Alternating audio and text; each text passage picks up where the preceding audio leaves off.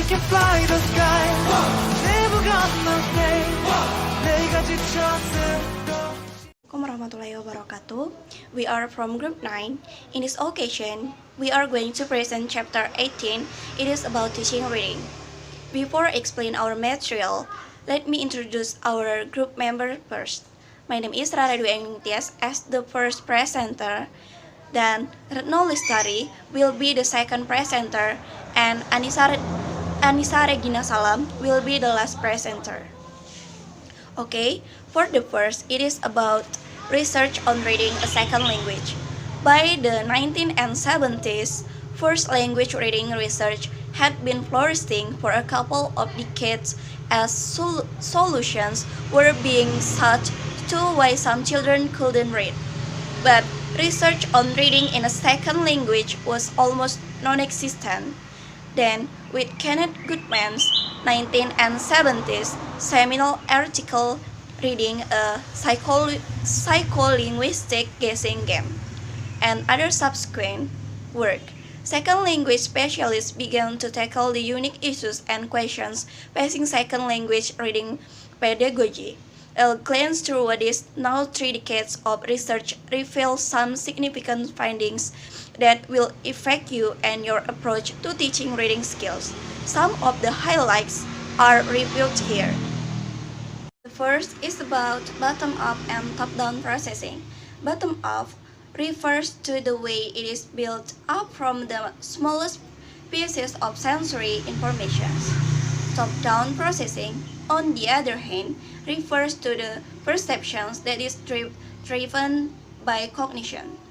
Top-down processing of language happens when someone uses background information to predict the meaning of language they are going to listen to or read, rather than relying first on the actual words or sounds. Bottom-up, they develop expectations about what they will hear or read and confirm or reject this as they listen or read.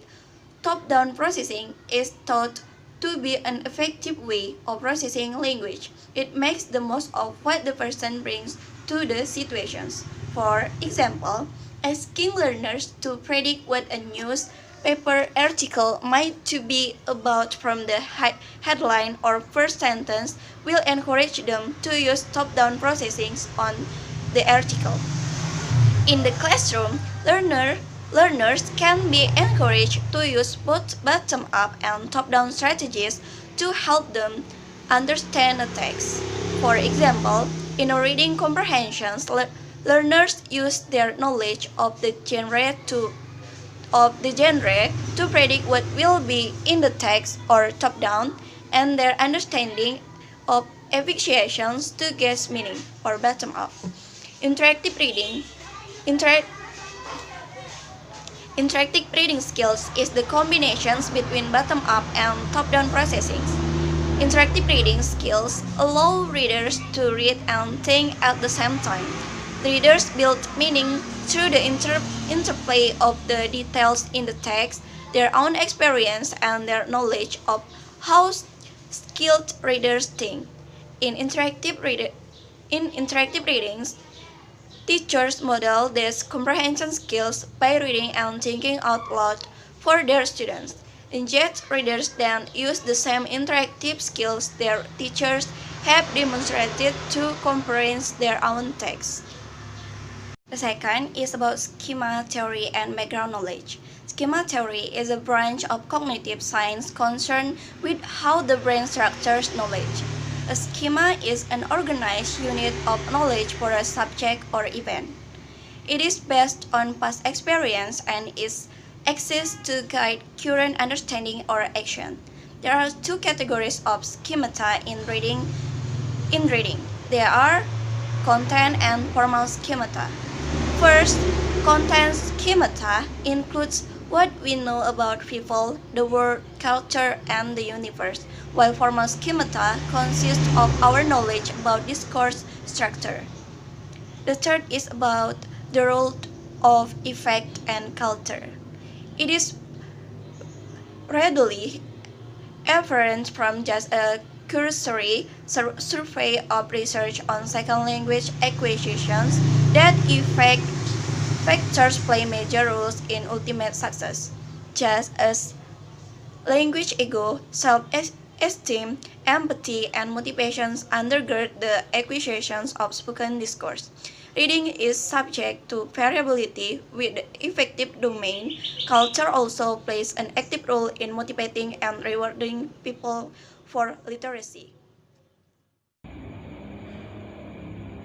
Okay, next explanation with me, I'm Retno Lestari. For the power of extensive reading. A current issue in pedagogical research on reading is the extent to which learners will learn to read better from an enriched environment, or in the other, instruct with direct attention to efficient reading strategies. The benefits derived from diverse studies on extensive reading in many different contexts are so compelling that it will be inconceivable for teachers not to make it an important feature of their teaching. John Green and Rebecca Oxford, 19 and 95, found that reading for pleasure and reading without looking up all the unknown words were both highly correlated with overall language proficiency. All of the studies suggest that instructional programs in reading should give strong consideration to teaching attentive reading. Of course, this does not suggest that a specific strategy-focused approach for intensive reading should be abandoned, but reinforce the idea that an extensive reading component in conjunction with other focused reading instruction is indispensable. Fifth, adult literacy training. As ESL material and method continue to apply both bottom-up and top-down models of reading to programs and curricula, one particularly challenging focus of effort for research and teachers has been literacy level teaching of adults. Teaching literacy is a specialist part of research and practice that derives insight from a number of psycholinguistic and pedagogical domains of inquiry. In this chapter, we not attempt to deal specifically with adult literacy training. In addition to the 5 main problems that have been discussed previously, there are many other topics that are taken into consideration for current research field. 1. The role of cognition in the reading. Second is the role of automaticity in word recognition. Third is the role of conscious strategies in learning to read a second language. Fourth, effective technique for activating schemata. 5. Relationship of reading to writing. And the list goes on. It's perhaps more important to lay some basic foundation for development of an activative teaching approach, which we now term types of written language. In the previous 2 chapters, we looked at the types of spoken language so that we can identify the types of language that should be included in listening and speaking techniques. Here, we do the same for reading and writing. There are hundreds of different types of written text, a much greater variety than that found in spoken text. And here are some examples of each type, which are examples of a genre of written language. Each of them has certain rules of manifesting them, and thus we can immediately identify the genre and can know what we should look for in the text. Here are some examples from the genre. Non-fictions like report, essay, and article. Fiction like novels, short stories, jokes, or poetry. Letters like personal or business. greeting cards, diaries, journal, memos, messaging, announcement, newspaper, academic writing like short answer, text responses, report, essay, and papers, forms, questionnaires, diction, label, cite, and etc. From those examples, I'm sure that you already know the characteristic of each of these genres. You can distinguish and know the purpose of each type, but what happens if you don't know some of the differences? There are maybe some obstacles that students encounter when reading English.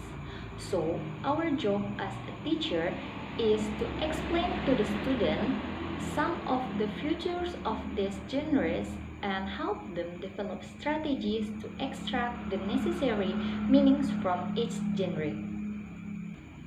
Characteristics of written language.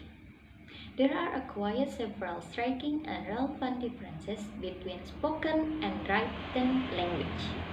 Some characteristics of English writing, especially certain rhetorical conventions, may be so different from our native language that reading efforts hinder. There are several factors that will help us in diagnosing certain reading difficulties arising from the idiosyncrasies of written language, pointing your techniques toward specific objective, and reminding students of the advantages of the written language over spoken.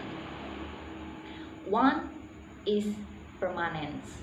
Spoken language is fleeting. When we speak a sentence, it vanishes except there is a tape recorder around. So the listener must immediately perceive or immediately accept what has been heard or said. However, written language is permanent because writing can be on paper and files on a computer disk. Therefore, the reading has the opportunity to go back and repeat again and again a whole text or a word or phrase or sentence that are needed to be repeated. Okay, thank you. Next will be explained by Annisa Regina Salam. Okay, it's me Annisa Regina Salam. I will continue the material. The next is processing time.